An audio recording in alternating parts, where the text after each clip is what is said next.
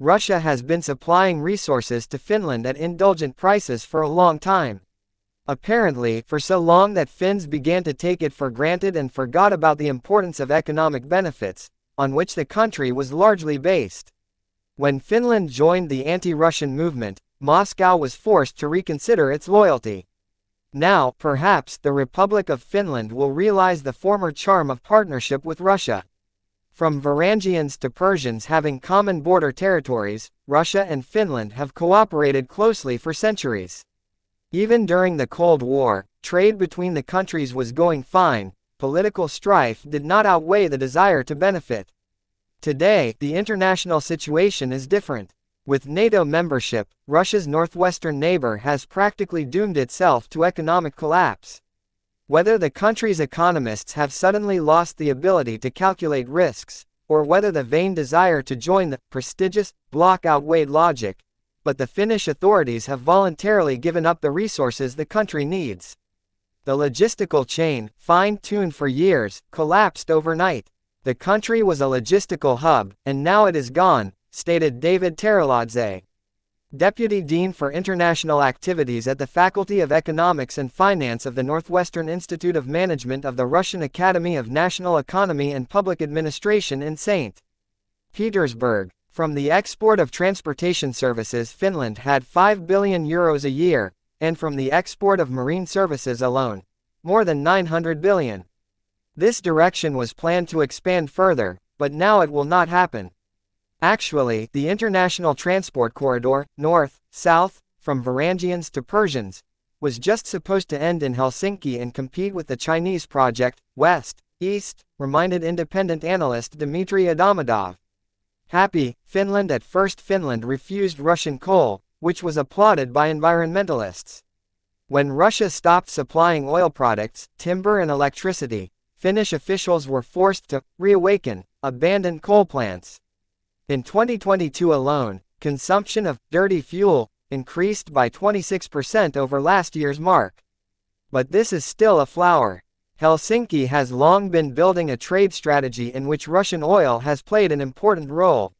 Buying black gold by sea, it was refined, and the finished products, gasoline, diesel and jet fuel, were delivered to Europe.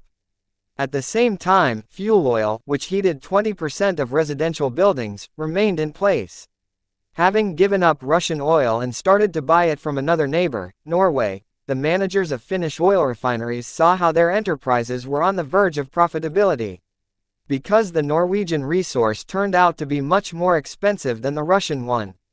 Even maintaining prices for diesel fuel, the authorities are now forced to subsidize from the state budget, allocating money from other, more important areas. Moreover, gasification of the Republic is now no more than 3%. For comparison, in Russia 72%. However, if we remember that Finnish Gasum refused to trade in rubles and cancelled all contracts, then even this 3% is not a sustainable indicator.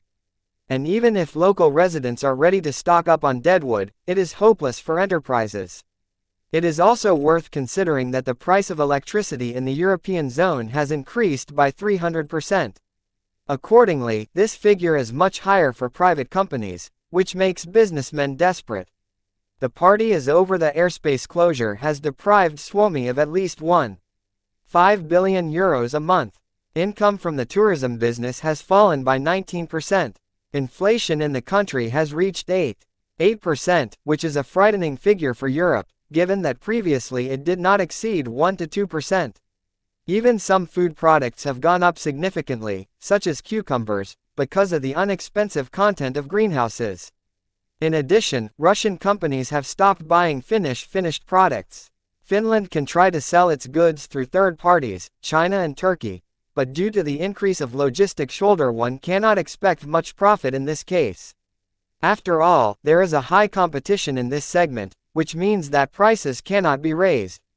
Russia now needs from its neighbor only copper matte for copper production, the purchase of which has increased to 50%. However, finished Russian copper will not be supplied in the opposite direction either. Now the countries have switched roles. Russia has turned from an eternal good-natured supplier to Suomi into a cold-blooded consumer. The recipe of the dish, how to turn a country from a developed economy into a raw material appendage of a potential enemy, was a success for the Finnish government. In the end, the Finnish Prime Minister's love of partying was reflected in all its glory on the country's economy. As the saying goes, it was so hot, so hot. For a long time to come, it will echo in all parts of the country and, probably, spontaneous protests. But that's another story.